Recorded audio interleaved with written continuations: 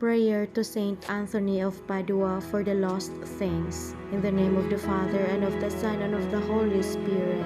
Amen. O blessed Saint Anthony, the grace of God has made you a powerful advocate in all our needs and the patron for the restoring of things lost or stolen. I turn to you today with childlike love and deep confidence. You have helped countless children of God to find the things they have lost, material things, and more importantly, the things of the Spirit, faith, hope, and love. I come to you with confidence. Help me in my present need. I recommend what I have lost to your care, in the hope that God will restore it to me if it is His holy will.